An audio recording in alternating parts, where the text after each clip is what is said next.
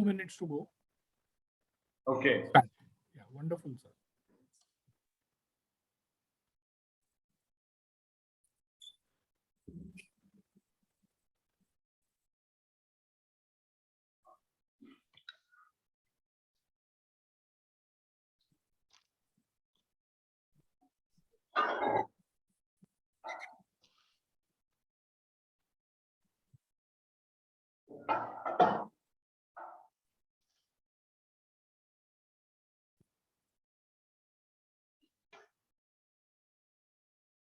Hello, friends.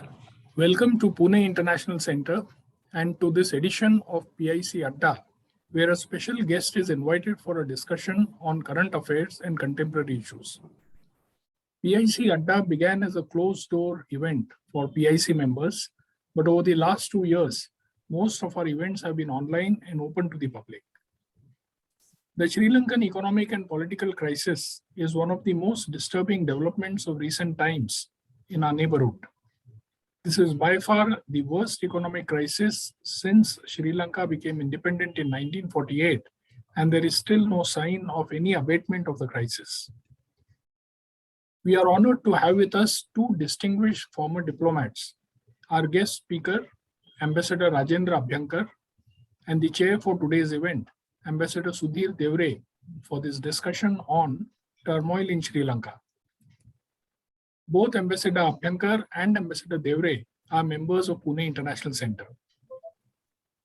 Ambassador Abhyankar was India's former ambassador to the European Union, Belgium, and Luxembourg, among many other countries. He was also Deputy High Commissioner to Sri Lanka. He retired in 2005 after 37 years in Indian diplomacy. His affiliation with Indiana University began in 2011 as a diplomat in residence at the Center for American and Global Security. He was also associated with Indiana University's O'Neill School, from where he retired in 2019. Ambassador Abhyankar is chair of the Kunzru Center for Defense Studies and Research in Pune, and also holds positions on a number of philanthropic and charitable foundations. He has authored a number of books, including one on Indian foreign policy of Sri Lanka, Afghanistan, and the Congo. Very interestingly, he speaks French, Italian, Greek, Turkish, and Arabic, in addition to 4 Indian languages. Welcome, sir. Thank you. The chair for today's session, Ambassador Sudhir Devre, is a former Director General of the Indian Council of World Affairs. He was India's first ambassador to Ukraine, Georgia, and Armenia, and was also India's ambassador to South Korea and Indonesia. A former member of the National Security Advisory Board, Ambassador Devre regularly addresses leading think tanks, universities, and armed forces colleges. Welcome, Ambassador Devre. Thank you. I would like to mention briefly that Pune International Center is now in its 11th year and works in the areas of national security, energy, environment and climate change, social innovation, urbanization and economic reforms, and science, technology, and national innovation ecosystem. Last year, PIC's book, Rising to the China Challenge, was published by Rupa and is available widely. Before I hand over the floor to Ambassador Devre, I would like to mention that today's discussion has a Q&A segment, which will be moderated by my colleague, Shweta Suryavanshi. Please post your questions in the question box. The floor is yours, Ambassador Devre. Thank you, Mr. Vaidya. PIC always chooses issues and events which are very timely. And I think the present situation in Sri Lanka, the turmoil in Sri Lanka, couldn't be more timely for a discussion at PIC. Sir, I think I was told that today's discussion will have to be in Marathi. So I will principally speak in Marathi, but in between, I think we can have some English words or English phrases. Dr. Abhyankar can also do the same. I am delighted to find that my old friend and colleague Rajendra Abhyankar, who is currently continuing his interest in foreign policy in the US by teaching there, has joined today, and he's going to speak on the turmoil in Sri Lanka. I recall he was Deputy High Commissioner in Sri Lanka in the early 80s, when I also happened to be Joint Secretary in the Ministry of External Affairs dealing with Sri Lanka, Bangladesh, Myanmar, and so on. So I think that was the time when the ethnic issue erupted in Sri Lanka. And ever since, I think the problems of Sri Lanka in one form or the other have continued. आजकालचा जो सध्या श्रीलंकेमध्ये प्रश्न चाललेला आहे, अत्यंत गंभीर समस्या आहे श्रीलंकेची, की श्रीलंकेमध्ये काही दिवसांपूर्वी फक्त एका दिवसापुरतच इंधन शिल्लक होतं, आणि काल त्यांच्या पंतप्रधानांनी विक्रमसिंगांनी म्हटल्याप्रमाणे फक्त 3 आठवडेच त्यांचं इंधन पुरेसं होईल, आणि त्यानंतर काय परिस्थिती होईल सांगता येत नाही. ते IMF मध्ये सध्या वाटाघाटीमध्ये गुंतलेले आहेत, आणि IMF कडनं म्हणजे आंतरराष्ट्रीय नाणेनिधी वॉशिंग्टनमध्ये जे आहे त्यांच्याकडून श्रीलंकेला, ज्याला एक्सटर्नल फंड फॅसिलिटी EFF म्हणतात, ती जर का मिळाली आणि त्याच्यातनं जर का त्यांना 3 अब्ज जर का कर्ज मिळालं, तर श्रीलंकेची सध्याची दारुण परिस्थिती थोडी बहुत सुधारता येईल असं त्यांना अशी आशा वाटते त्याच्यामध्ये. एकूणच श्रीलंकेची परिस्थिती इतकी सध्या गंभीर आहे की गेल्या 2-3 महिन्यामध्ये त्या देशात सतत आंदोलनं होत आहेत, निदर्शनं होत आहेत. सर्व पक्षांचे, अनेक ट्रेड युनियनचे सगळे लोक एकत्र झालेले आहेत, आणि त्यांचे राष्ट्राध्यक्ष गोटाबाया राजपक्षा यांना ते दरडावून सांगतायत की तुम्ही आता इथून जा, तुमच्या ऐवजी कोणीतरी दुसरे इथे येऊ द्या. त्यांचे भाऊ महिंदा राजपक्षांनी राजीनामा दिला, आणि रेनिल विक्रमसिंघे यांना आता सध्या तिथे पंतप्रधान नेमलेला आहे. तरी सुद्धा परिस्थितीमध्ये काही सुधारणा झालेली नाही. अशा परिस्थितीला अनेक कारणं दिली जात आहेत. केवळ ही आर्थिकच आहे असं मला वाटत नाही. याच्या मागे राजकीय कारणांची फार जुनी पार्श्वभूमी आहे, जवळजवळ एक 15-20 वर्षांची पार्श्वभूमी आहे. अर्थात त्याच्यातले सगळे त्याच्यातले जे डिटेल्स गोष्टी आहेत ते डॉक्टर अभ्यंकर तुम्हाला सांगतीलच. परंतु थोडक्यात म्हणजे 2005 सालापासून जेव्हा राजपक्ष कुटुंब हे श्रीलंकेच्या राजकारणामध्ये पुढे आलं, तेव्हापासून तिथे एक प्रकारचं मिसमॅनेजमेंट झालेली आहे. आर्मीला फार जास्त महत्त्व दिलं गेलं आहे. 2009च्या LTTच्या विरुद्ध जेव्हा श्रीलंकन आर्मी जिंकली, त्यानंतर तर राजपक्ष कुटुंबाला पूर्णपणे पाठिंबा तिथे मिळत आला, आणि या सगळ्या याच्यामध्ये ज्या प्रकारची आर्थिक मिसमॅनेजमेंट झाली, त्याच्यामध्ये चीनचा खूप दबाव आल्यामुळे त्यांनी चीनकडनं असे प्रकल्प श्रीलंकेमध्ये सुरू केले की जे अत्यंत अव्यवहार्य असे होते. म्हणजे हंबनटोटामध्ये मोठं बंदर करण्यासाठी श्रीलंकेकडनं फार मोठं कर्ज घेतलं. तिथे मोठा विमानतळ बांधण्यात आला, ज्याच्यामध्ये एकही पॅसेंजर येत नाही, आणि हंबनटोटा तर श्रीलंकेने चीनला 99 वर्षाच्या लीजवरती देऊनच टाकलेला आहे. आणि अशा याच्यामध्ये श्रीलंकेचं जवळजवळ 35 अब्जांचं कर्ज झालंय. ऍक्च्युअली जास्तच आहे. प्रायव्हेट जे कर्जदार आहेत त्यांचं पाहिलं तर जवळजवळ 50 अब्जांचं कर्ज आहे, आणि ते श्रीलंका फेडू शकत नाही. श्रीलंकेने म्हणजे या गोटाबायांनी रासायनिक खतं थांबवली, त्यामुळे त्यांचं तांदूळाचं उत्पादन कमी झालं, आणि फॉरेन एक्सचेंज इतकी कमी आहे की त्यांना आता 3 महत्वाच्या गोष्टी ज्या माणसाच्या जीवनामध्ये आवश्यक असतात, उदाहरणार्थ म्हणजे अन्न, औषधं आणि इंधन म्हणजे फ्युएल, तिन्ही गोष्टींची इतकी टंचाई आहे श्रीलंकेमध्ये. आणि आपण ते टेलिव्हिजनवरती अत्यंत असे करुण असे सगळे जे न्यूज बघतो आहोत, त्याच्यातून वाईट वाटतं की आपल्या शेजारच्या देशामध्ये हा जो देश काही वर्षांपूर्वी 20-25 वर्षांपूर्वी आशियामध्ये अत्यंत पुढारलेला, सुशिक्षित, प्रगत असा धरला जायचा. आणि विशेषतः दक्षिण आशियामध्ये तर श्रीलंकेचं स्थान फार वर धरलं जायचं, आपल्यापेक्षा सुद्धा. तर त्या देशावरती आज अशी वेळ यावी ही एकूणच फारच गंभीर परिस्थिती आहे. आता ही परिस्थिती निवळेल का? त्यासाठी किती प्रयत्न करावे लागतील? IMF ची मदत पुरेल का? भारत, चीन आणि जपान तिन्ही देश त्यांना खूप श्रीलंकेच्या परिस्थितीत मदत करत आहेत. भारताने तर पुढाकार घेऊन ह्याच्यामध्ये खूप मदत केलेली आहे. जवळजवळ 4.5 अब्ज डॉलरचं ची मदत स्वॅप मधनं किंवा लाईन्स ऑफ क्रेडिट मधनं भारताने दिलेली आहे. भारताकडनं तेलाचा पुरवठा होतो आहे. अशा याच्यामध्ये भारताने जी भूमिका आता तिथे बजावलेली आहे ती शेजारच्या देशासाठी काय मोठ्या देशांनी जशी करायला पाहिजे अशीच आहे. आणि ह्याच्यातून काहीतरी मार्ग निघेल अशी अपेक्षा आपण करूयात.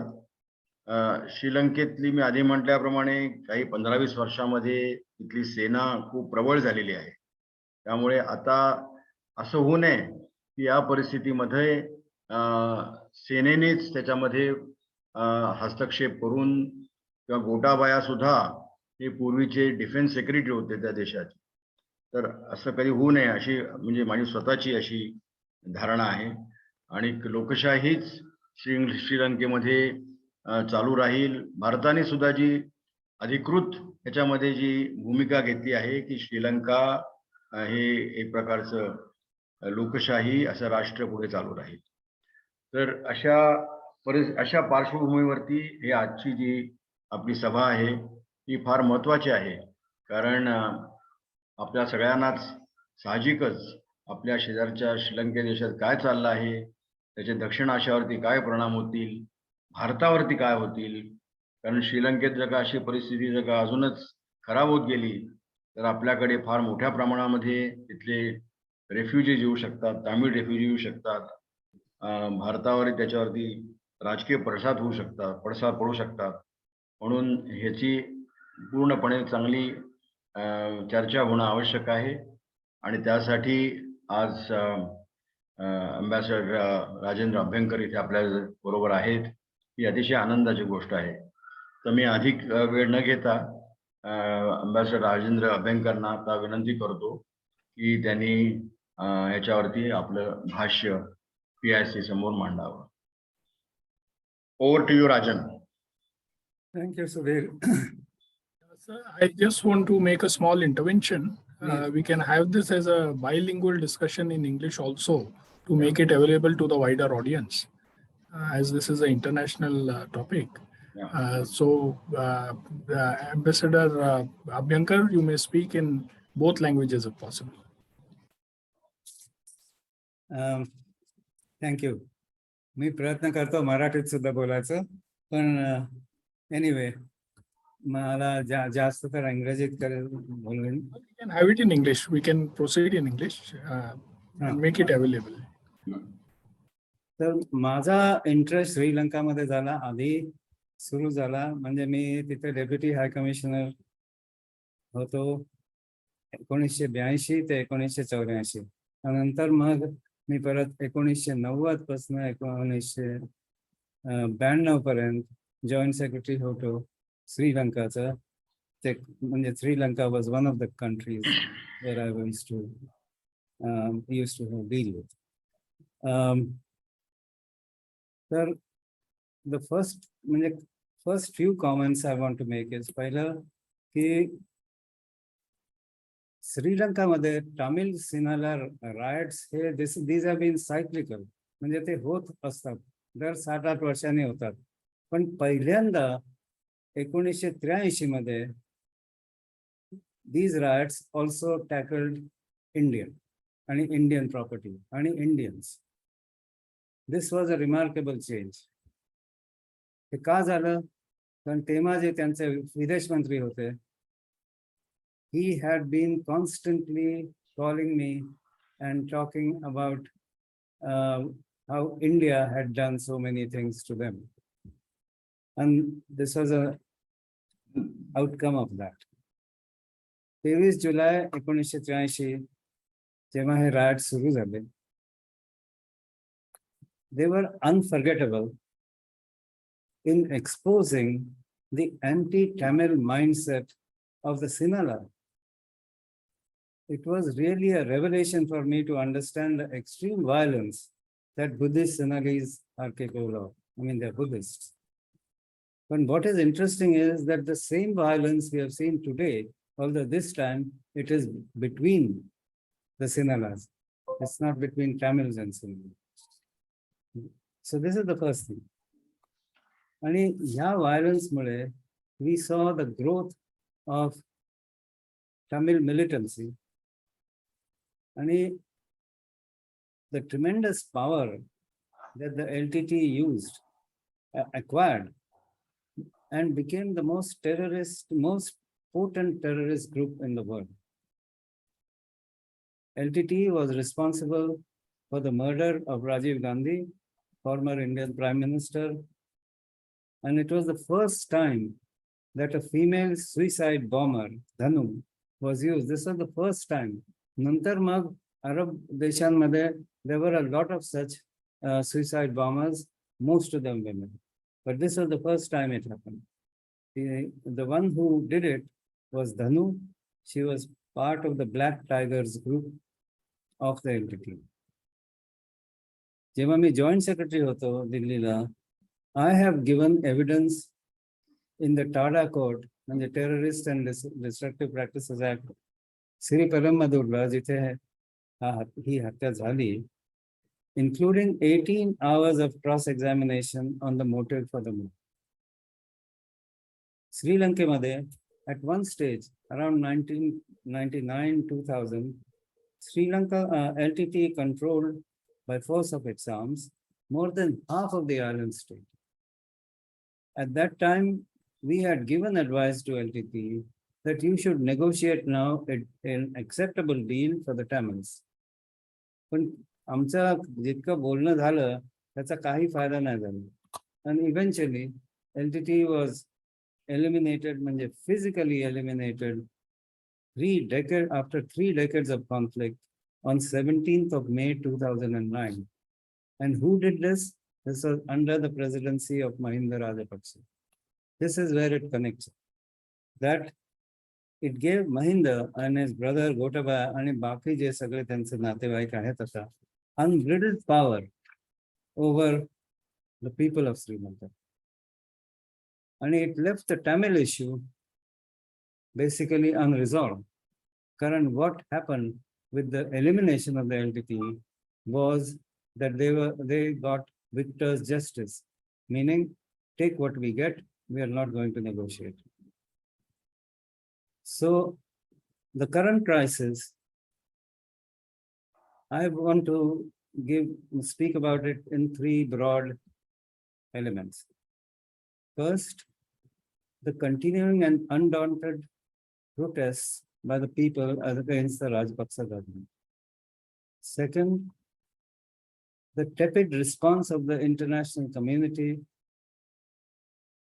in highlighting the Sri Lanka crisis. And third, the fact that it has become a fertile ground for the strategic rivalry between China and India. So, in one sense, the autocratic exercise of democratically gained political power for the benefit of cronies and family is not a tendency that we have only seen in Sri Lanka, but also in many other democracies, like the United States when Trump was in power, in Turkey for the last so many years when Erdogan has been in power. A move towards autocracy by democratically elected leaders has been seen in a large number of countries. It is for this reason that current US President Joseph Biden has held 2 summits for democracy to re-energize the democratic countries.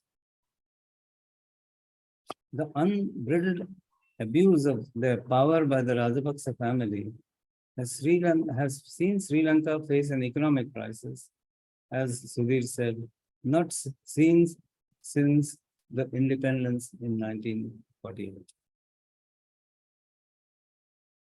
Sri Lanka has been struggling with the autocratic rule under President Gotabaya Rajapaksa, with Mahinda Rajapaksa, former Prime President, Prime Minister, and who was compelled to step down on 9th of May of this year. The downward financial spiral, as you mentioned, Sudhir, started almost a decade ago. Sri Lanka's GDP started falling from 2012, and there was a sharp fall in exports after 2010. During the pandemic, after the pandemic, in more recent times, this fall happened because of the confluence of the battering of tourist-reliant economy, when that was the main source of income. The intensifying of the pandemic led to falling of remittances because of loss of jobs of Sri Lankans in America and elsewhere abroad, and the fall of commodity exports, mainly tea, rubber, and garments. What is interesting, or what is really deplorable, is that in all these years, the government did not invest in any major industries or in education and training of cadres for the service industry or for the IT sectors. So the current crisis was compounded by 4 disastrous policy decisions by the Rajapaksa government. First, the heavy subsidies on domestic fuel prices due to rising international oil prices. Second, the populist VAT tax cuts that lost 500,000 taxpayers each in 2021 and 2022. 2020 and 2021. Third, the weakening of the government's ability to capitalize and invest in welfare, employment, sectoral development, and other schemes. And fourth, the abrupt adoption of organic farming nationally that led to a ban on the import of chemical fertilizers, which again you mentioned, Sudhir, which devastated the agricultural sector, adversely affecting grain production. The International Monetary Fund, IMF teams are in Sri Lanka to assess the quality and the quantity of their assistance. Yet it is clear that these issues are structural. The government has temporarily suspended the servicing of its external debt that was annually between $6 and $7 billion and will go on in this manner till at least 2025. IMF has termed Sri Lanka's debt situation as unsustainable, with an outstanding debt of nearly 35 billion. Its foreign exchange resources are precarious, being lower than 25 million. In fact, Prime Minister Vikram Singh is on record saying he doesn't even have $5 million clear to order anything. The shortage of almost everything, from food and medicines, milk powder, to cooking gas, petrol, has resulted in an inflation surging almost 30%, while food prices have skyrocketed 46.6% year on year. So coupled with 15 hours of power cuts, no fuel at the petrol pumps, and unending corruption, the resulting social unrest and political turmoil is palpable. So as a result, it is not surprising that there have been massive demonstrations on the Golf Race Green, which continue. But they, of course, they were peaceful initially, but eventually became progressively violent, largely in reaction to the army's high-handed action in deference of the Rajapaksa family. Also, the unbridled use of the police to bait and charge and tear gas the protesters has attracted national condemnation, as also the destruction of the protest site, Gotako home, by Mahinda's supporters. But not to be outdone in their fury, the people have actually destroyed the properties of the Rajapaksa family in Hambantota and Matale. This is the home region of the Rajapaksa. A museum which they had made to their father has also been ransacked and destroyed. The protests, meanwhile, continue. And there are commentators who have said that this site should be treated as a secular shrine of democracy, elaborating that a refreshing political wind blows through the Gotago home on Golface Green in Colombo. Sri Lanka's people have realized that political power ultimately rests with them. That is perhaps why so many citizens continue to visit the protest site to energize, experience an inner transformation as citizens of this country. They have organized themselves extremely well on Golface, providing facilities to the protesters like food and water, internet access, and are determined to stay till Gotabaya Rajapaksa leaves office. With protests going on almost for 2 months now, the Prime Minister, Ranil Wickremesinghe, has asked the protester to join the government. Unfortunately, RW, I'll call him in short, Wickremesinghe or Ranil, comes to the post with a very weak hand. His party, the UNP, has not won a single seat in the parliament, and his own reputation as a lifeline for the Rajapaksa in the past has done him harm. I feel that possibly it would have been better for him to have accepted the post after all the Rajapaksas have left. At the same time, it looks difficult to change the political system, which is at this time a presidential form of government. Whereas Sri Lanka in the past used to have a prime ministerial form like we have. But the protesters are demanding that the political system needs to be changed. Even they have the support not only in parliament for this, but also of the religious leaders, the Buddhist Sangha, and the civil society. This is truly, in my view, an Arab Spring moment for the people of Sri Lanka.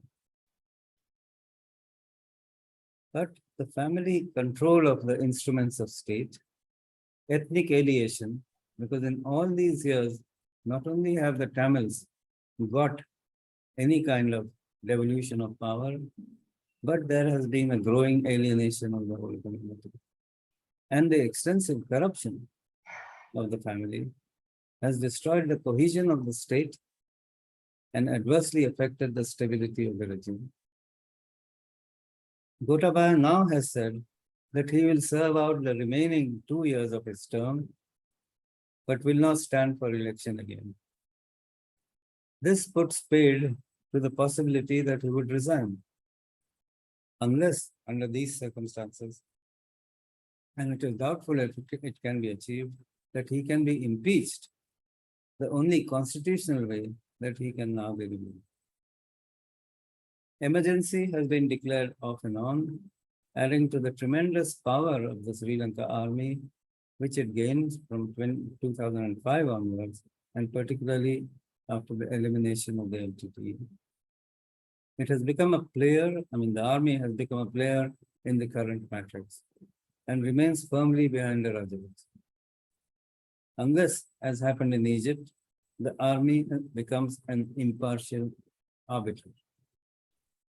But that may not be possible because the greater danger is that the army could assume political power.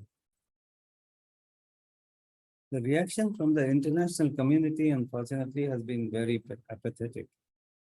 Over the years, the G20 has done very little to alleviate the debt burden, alleviated the debt crisis from which Sri Lanka and many other developing countries suffer.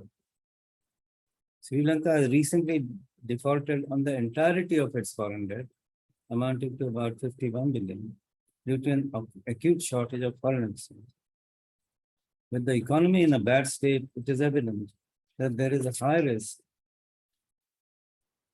of high international, there's a risk of high international interest rates and the danger of rising international food prices. The Russia-Ukraine war has taken all the oxygen out of the West. As the situation gets more polarized and fragmented, not much can be expected from the international system. Under these circumstances, the major international interest in Sri Lanka, in the Sri Lanka situation today, is from China and India.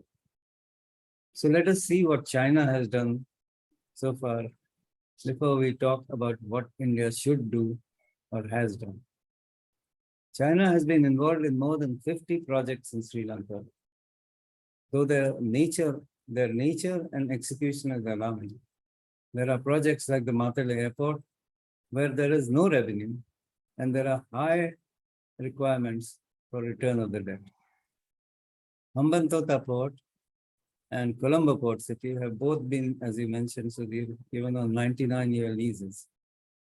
While the former assists China to address its Malacca dilemma, the dilemma they have with the Malacca Straits, the latter, that is the Colombo port, brings China closer to India. Chinese economic support for Sri Lanka was never intended only for trade and economic reasons, but to gain political and security leverage against India. It was also to safeguard China's interest in the Indian Ocean region, through which bulk of China's energy imports take place. Between 2010 and 2020, China displaced India as the largest importer of Sri Lanka goods. And India let it happen, despite the serious stakes in security. The Sri Lanka-China nexus over these years has become strong. And during the pandemic, while China's inputs in Sri Lanka fell by 8%, India's fell by 20%. China thus ends up being the second largest lender to Sri Lanka. Its current assistance offer is primarily to make Sri Lanka clear its previous dues. China's financial assistance has also been for budgetary support and for mitigating the balance of payment crisis, much like it has been doing in Pakistan. With China holding its sizable debt, Sri Lanka has been thrust deeper into the Chinese debt trap. China's strategy to eye projects in Sri Lanka's northern islands, that is in the Gulf, China's strategy to eye projects in Sri Lanka's northern islands to come closer to India and offset India's advantages in the IOR, the Indian Ocean region, and these have so far been kept at bay. What happens after this, we don't know. So in these circumstances, after China, India, the only nearest country with a long relationship, which has been mentioned, has acted with speed and cautious alacrity to rescue Sri Lanka. It has so far sent humanitarian assistance of 2 billion that included 9,000 metric tons of rice, 50 metric tons of milk powder, and 25 metric tons of drugs, pharmaceuticals, and urea. It has not hesitated to provide in this year $3.5 billion loan through currency swaps, credit lines for essentials, and loan deferment. It has also extended to the cash-strapped economy a $200 million short-term loan facility from the Exim Bank. And Colombo is in talks with New Delhi for a further $1.5 billion to fund imports, including food. So as I mentioned, the Sri Lanka crisis has given a fresh impetus to India-China rivalry in Sri Lanka and in the Indian Ocean region. India will have to proactively protect its medium and long-term interests to reassert its role as the primary security manager in the area, which now is in doubt. It must keep in mind that from its independence, Sri Lanka has always seen India as a domineering power and has shied away from any commitment that would tie them down, as in the case of the FTA signed in 1998. Just to recall that in 1948, when Jawaharlal Nehru asked for comments from South Asian countries about a conference that was to be held, Sri Lanka was the only one, or the first one, which gave the points as to India's, basically pointing to India's dominating role and how other countries and Sri Lanka would deal with it. This was 1948 conference. And that mentality, even today, has not changed. As we saw in the case of the FTA that was signed in 1998. Nothing has happened on it. In extending future assistance, therefore, India's policy must rest on three imperatives: political, economic, and ethnic. The current crisis has provided India the opportunity to adopt a people-centric approach, because this time it is not just for Tamils, it is for both Sinhalese primarily and the Tamils. Considering that the economic crisis affects both the Sinhala and the Tamil, it must assess the strategic aspects of its investment in Sri Lanka. Indian Oil contributes 35% of oil shipping to Sri Lanka. Lanka IOC or LIOC is also a 49% holder, with the Ceylon Petroleum Corporation having 51%, to refurbish the 69 of the 99 oil tanks in Trincomalee.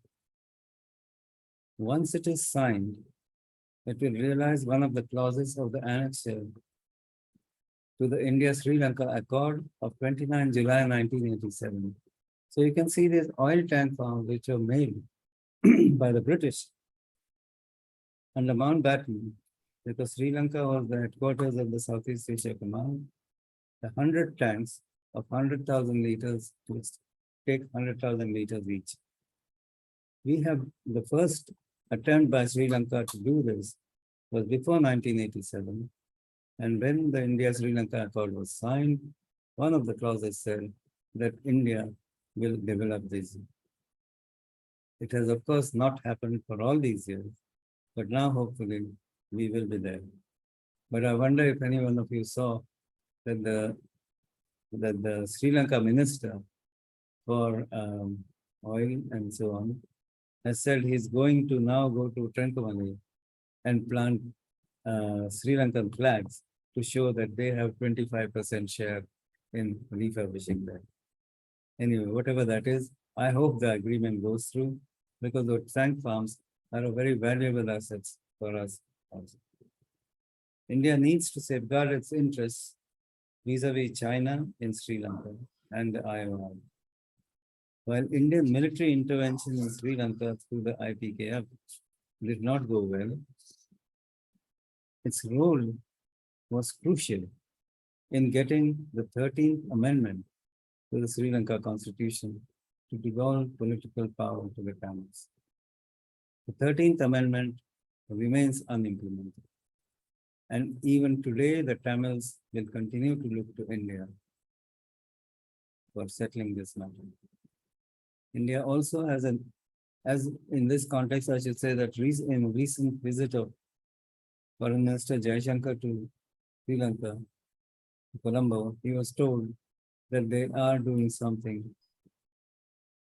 to promote a similar Tamil reconciliation, in which we also have an interest.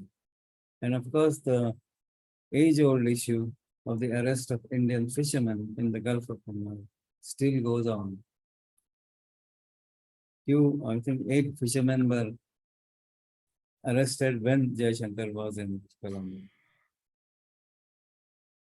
The international financial institutions have been the other major bodies which have tried to help Sri Lanka. Of course, the IMF has to assess the extent of the immediate assistance that can be pledged to Sri Lanka in the next 6 months. Before the IMF finalizes a program for Sri Lanka, the country needs between $5 and $6 billion in bridging finance to help meet its essential expenses. The World Bank has agreed to provide Sri Lanka with $600 million in financial assistance to help meet essential imports, of which $400 million will be released immediately. Sri Lanka's Finance Minister Ali Sabri said that Colombo would also seek assistance from the Asian Development. Some have suggested that the Quad, the 4 countries which it consists of, United States, India, Japan, and Australia, should extend humanitarian relief assistance to Sri Lanka. That it would be an opportunity for India and the United States to reduce China's influence in Sri Lanka and strengthen the partnership with New Delhi by supporting its central foreign policy objective of maintaining regional primacy and countering Chinese encirclement.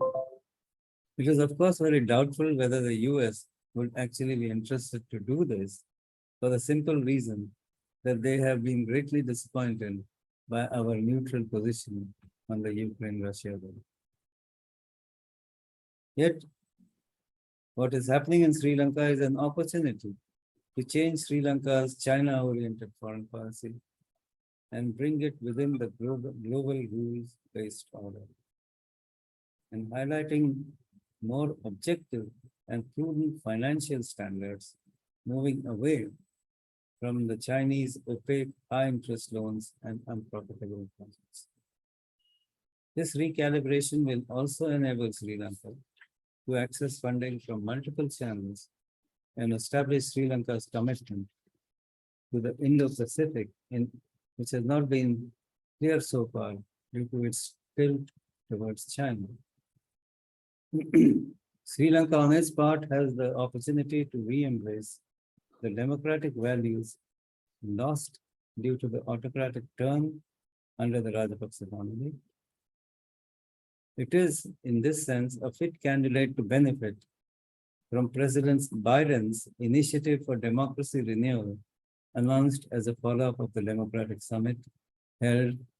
Summit held on 9th and 10th December last year. But it requires all of the Rajapaksas to step down and allow a new interim government supported by the protesters to stabilize the country until elections could take place to appoint new members to the parliament for an overall system change. Sri Lanka, of course, would have to improve its democratic and human rights record if it hopes to enter the liberal world order and seek global assistance to get out of its economic crisis. Thank you. Thank you, Ambassador Abhyankar. Thank you, Ambassador Abhyankar. I now invite questions for a brief question-answer session. Before we take questions from the audience, Ambassador Devre, would you like to comment? Well, I would comment at the end, Right. but basically, I would like to just say that Ambassador Abhyankar has really covered the entire tour de horizon, and he has really covered and discussed practically every issue of great importance to not only Sri Lanka, the present situation in Sri Lanka, the Indo-Sri Lanka relations, and the strategic landscape in the Indian Ocean region. His coverage of the China Sri Lanka relations has also bears a lot of importance to us. And in the context of the growing emphasis on the Indo-Pacific, how a country like Sri Lanka looks at this again acquires significance. So I think there are a number of subjects, number of topics he has covered, but I would like to comment at the end of the discussion. If you can go ahead with the questions. Thank you, Ambassador. Ambassador Abhyankar, the first question we have from our audience is, how does the crisis in Sri Lanka affect India? You mentioned briefly that India is already helping in the crisis, but what are the implications of this crisis on India? Well, the implications of this crisis on India are really that it pitches India into, I mean, it basically not just pitches, it forces India now to look at the entire landscape in Sri Lanka in order that it protects its interest, its long-term and medium-term interests in that country. Because as I mentioned when I spoke earlier, that there has always been a hesitation on the part of Sri Lanka to accept anything from India. And this is not a new feeling. It has been happening ever since 1948. And we have seen it again and again, that when we actually try to do something, the Sri Lankans immediately withdraw, or at least are cool to it. So in this entire matrix, we have to see how we can protect our interests without being overstated. Let me put it like that.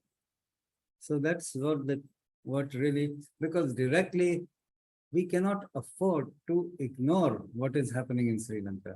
It's too close to us, because right now there have been about 3 or 4 people who have actually come into India, to Tamil Nadu, because of the conditions in Sri Lanka. We have been familiar with large number of Tamils, and this time we might even get Sinhala coming to India because of the economic hardship they are facing in that country. This cannot be ruled out at all. And if this happens, we are going to be in a completely different ballgame as far as Sri Lanka is concerned. So it does have both direct, possibly potentially direct, and potentially indirect influences on India. Thank you, Ambassador. The next question is that you mentioned that the reaction from the international community has been apathetic. If you could please elaborate on that.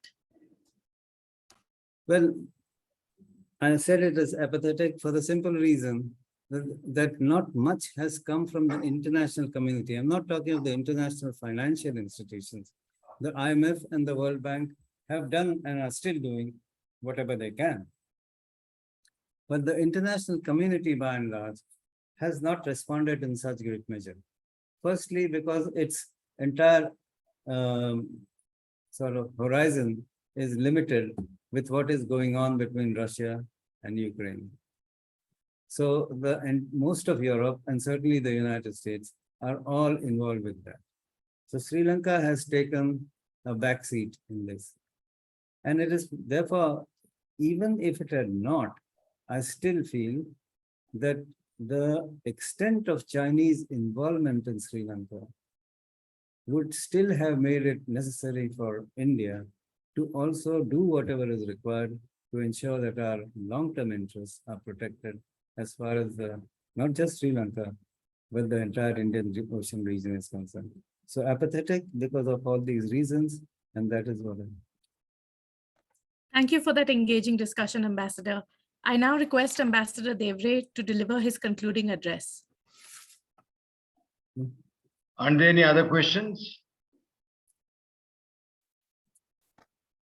Yes, sir, we have a few questions.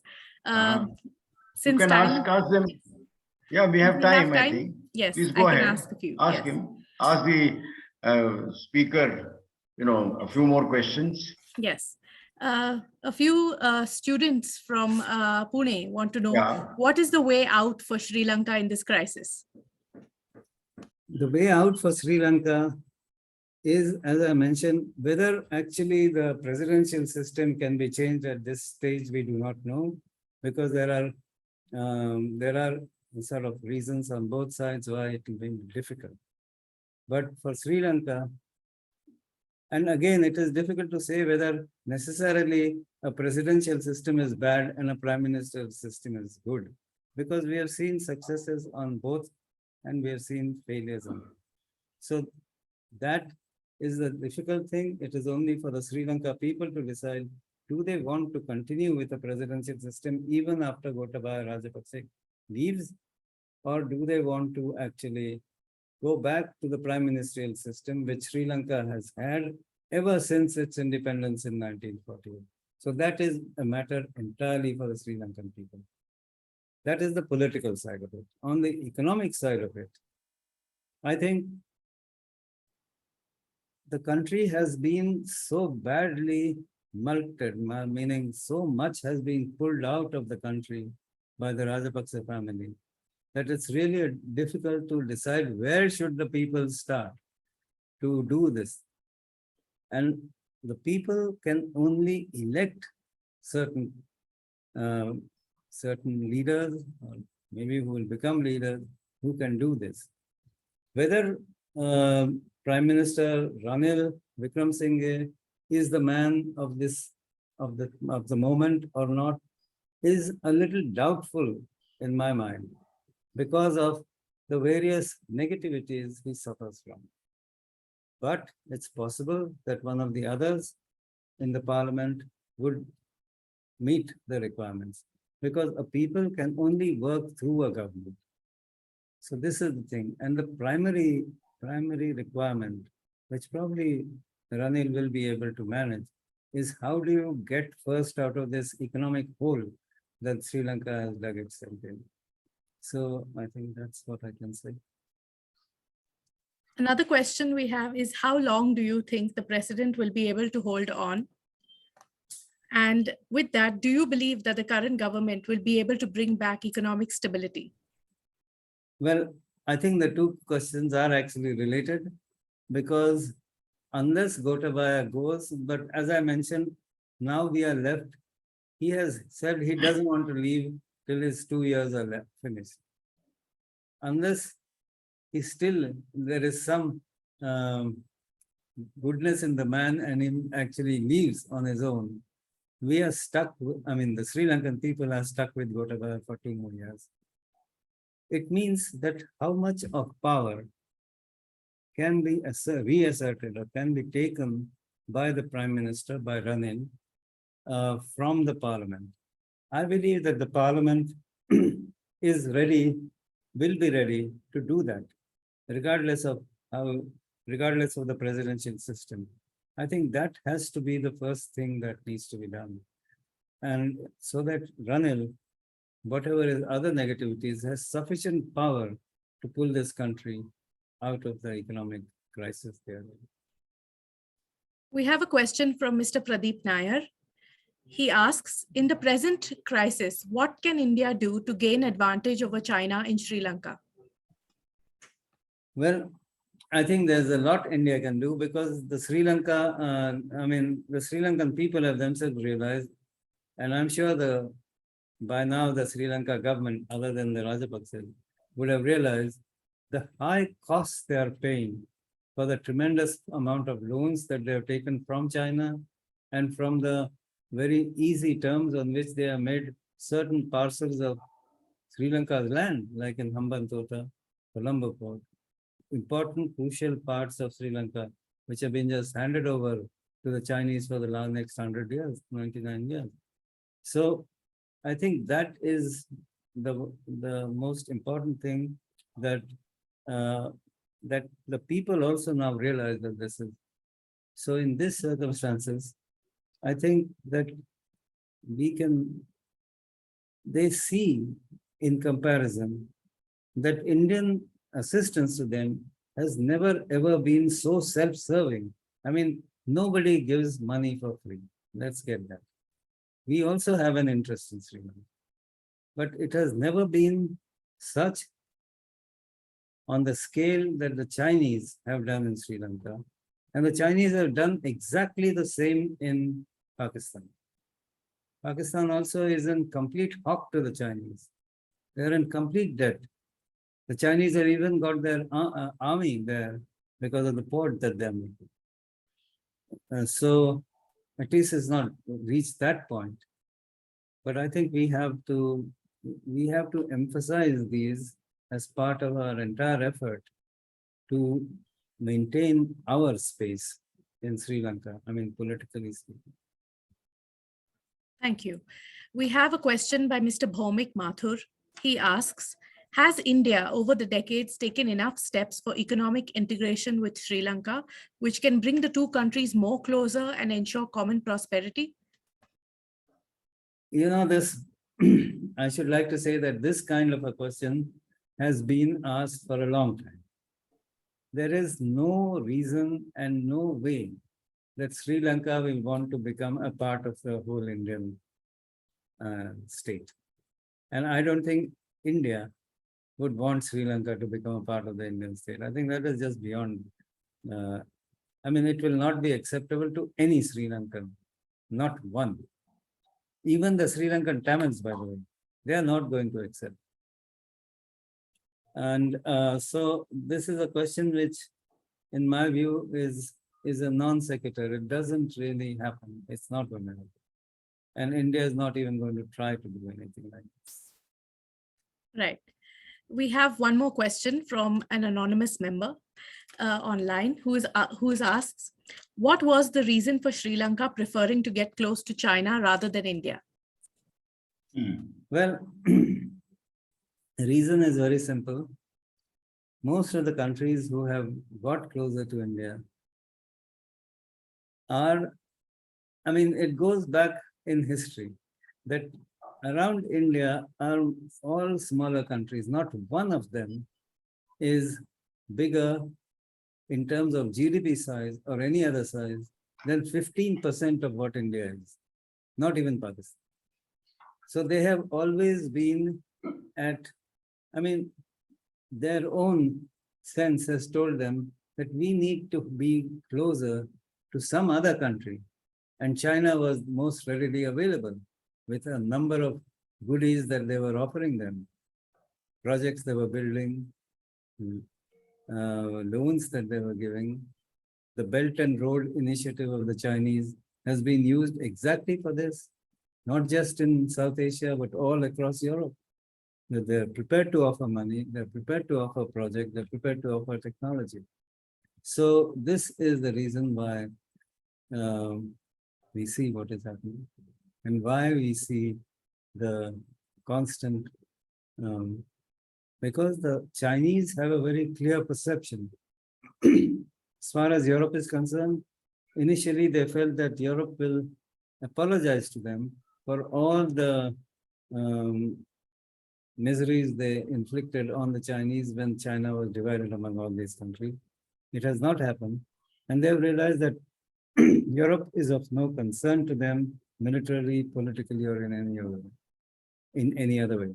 So they have actually used their Belt and Road to now have a port in Netherlands, maybe a port in UK, and they're trying to have a railway line. So in that sense, the Chinese have also used their muscle around us. It's not just here in Colombo, I mean Sri Lanka. You find them in Burma, you find them in Bangladesh. So the idea is to encircle India, and that is their goal. And that is what we are trying to offset. And our greatest strength is our Navy and its role in the Indian Ocean region. And that is what is currently being targeted by the Chinese.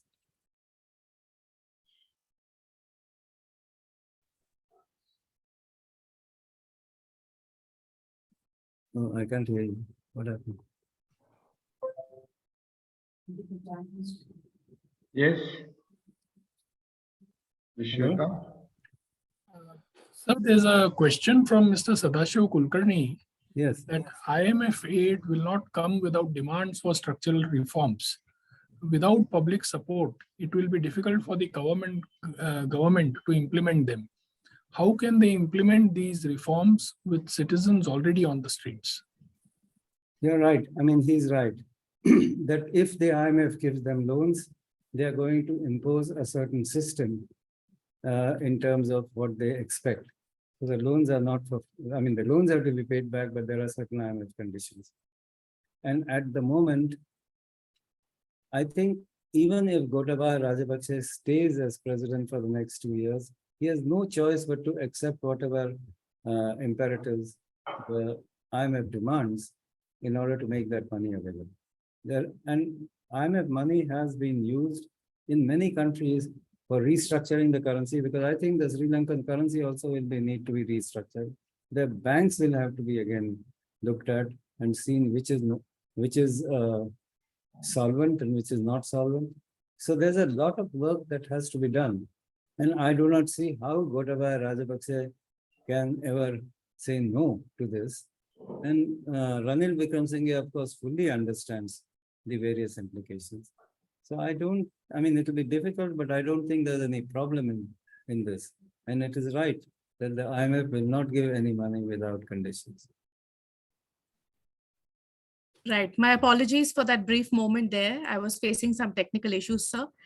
The next question is, do you believe that foreign investment in Sri Lanka's private and public sector will help the economy more than the loans will? More than the? Loans will. Well, foreign investment always helps. And it certainly helps more than getting a loan, because foreign investment is of two kinds. One is foreign direct investment into projects, which means that money goes into the ground and it creates an asset. The second kind of foreign investment is when it goes into the share market of that country, and then that money is actually rotated at end of every financial year. That money does not go into the ground.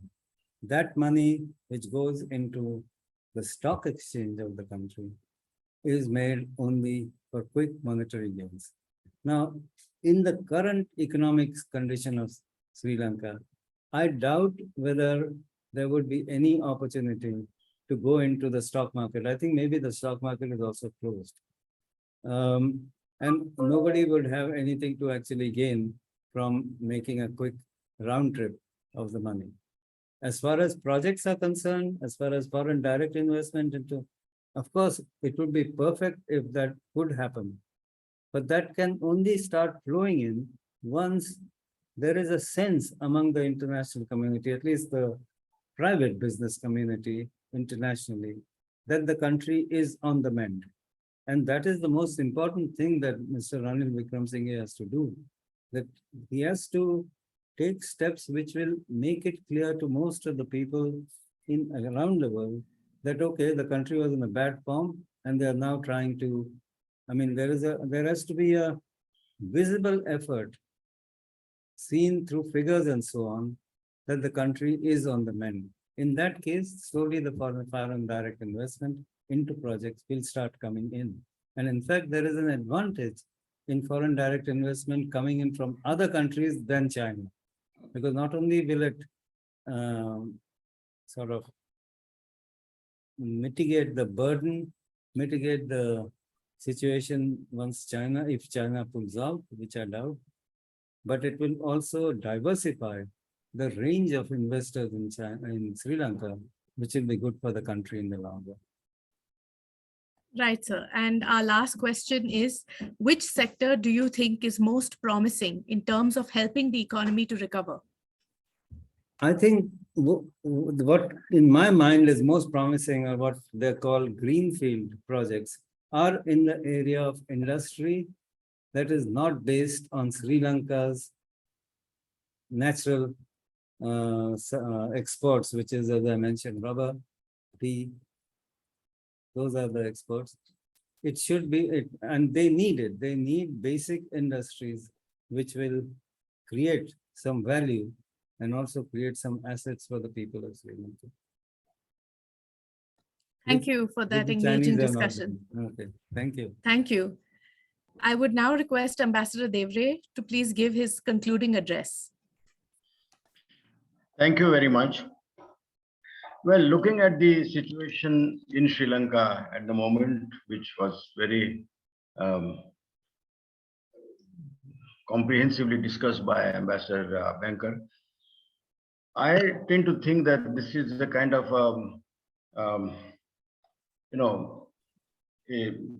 Sri Lanka is at the moment at a crossroads. It's kind of a stalemate going on in Sri Lanka. And what he described as Arab Spring, I think really is very apt description. The kind of response which the authoritarianism of Rajapaksa has received in the wake of the economic crisis in Sri Lanka, with the diverse, disparate communities of Sri Lanka coming together, the minorities coming together, which have been for the last 15, 20 years, been in fact trampled by the Rajapaksa regime, shows a new awakening in Sri Lanka. Maybe I'm reading too much too soon, but if this continued protests, which he described being fairly well orchestrated and also well organized, if that sort of protest continues, you may see perhaps a different approach, a different atmosphere in Sri Lanka where these various communities could come together. The atmosphere of tension and misunderstanding which prevailed in Sri Lanka for so many years, for decades, I hope can be overcome. I mean, what was mentioned by him as the shrine of democracy, the secular shrine of democracy, if it indeed emerges in Sri Lanka, that would be a major achievement. And in that, the tension between the Sri Lankans, the Sinhalese and the Tamils, if that could be overcome, I think from the Indian point of view, it will be a major important development. Perhaps, one could perhaps it will be too much of an expectation, but the 13th Amendment, which has not been implemented since the 80s, I think that should, hopefully get implemented. At least a process should start for the implementation of the devolution of powers to the Tamils in Sri Lanka. The second thing which he elaborated is the Indian role, Indian support to Sri Lankans. We have often talked, and we call that Gujarat doctrine in the 90s. That is non-reciprocal generosity by India. We have done it from time to time. But to me, I think this action of ours in the current Sri Lankan crisis really exemplifies that non-traditional, non-reciprocal generosity by India. And I think we can see the effect of that. We have not really expected any result from Sri Lanka. We are not really demanding anything from Sri Lanka. Of course, in foreign relations, nothing really goes free. And in that sense, I think better understanding by the Sri Lankans of the Indian position will itself be a kind of a reward for that generosity of India. But we have done it entirely on our own, driven again by our own interests, but also by considerations of security and so on.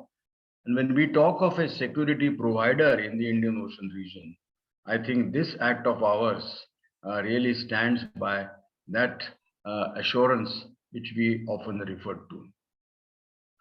I think the international community, of course, they are now so much bogged down with the Russia-Ukraine war. They may have very little time and energy to view situations elsewhere.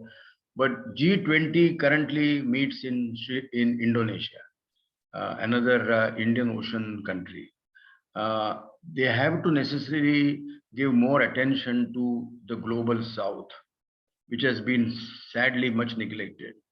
And here you have an example of a country in the global south, which is really battling at the moment the foreign exchange crisis. When you talk of the open and free Indo-Pacific, the prosperity and security in the Indo-Pacific, if an island state like Sri Lanka it itself goes down, then I think the very security about the Indo-Pacific, which we so much talk about, will be in jeopardy. So I think it is incumbent, I think, on the countries of the Indo-Pacific, and I mixed it with, I think, G20 also, I think they have some responsibility in a situation like this.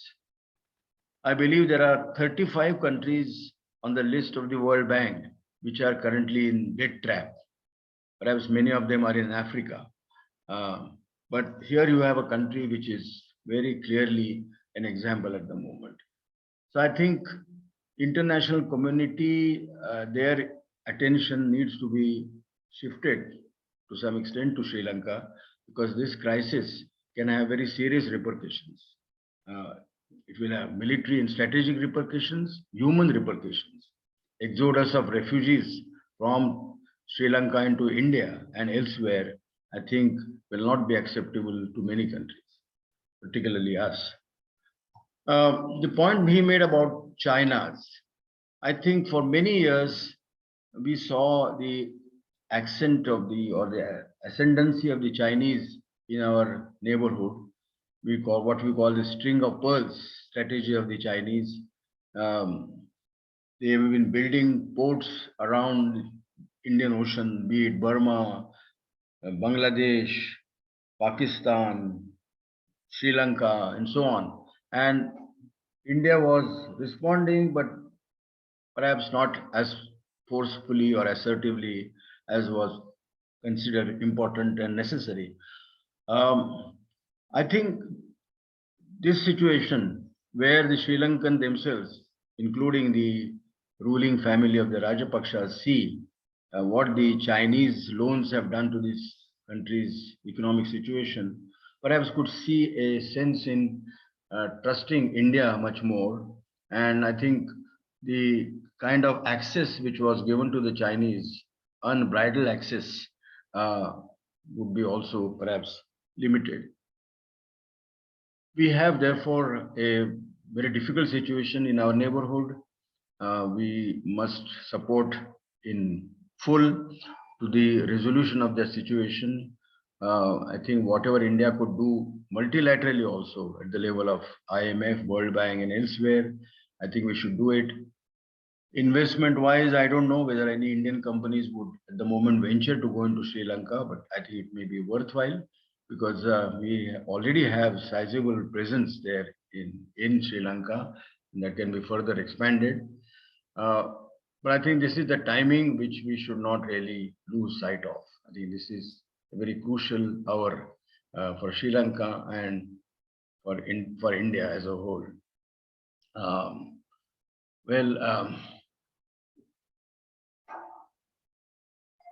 Indian foreign policy evolves, all the time. I think the Sri Lankan situation is a classic example how Indian foreign policy should respond to that. And I'm sure the policymakers in India will look at this with great sense of urgency and priority.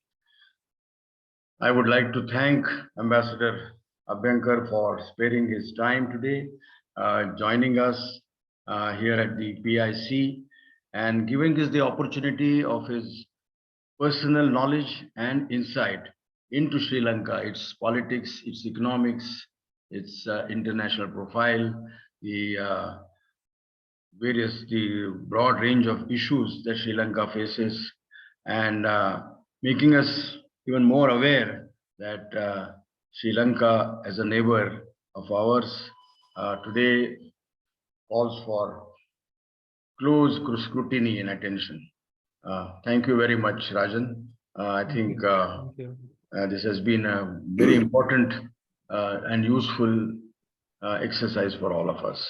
Thank you so much. And I thank PIC to have given me the opportunity to be here this evening and chairing this very important session. Thank you, Abhay.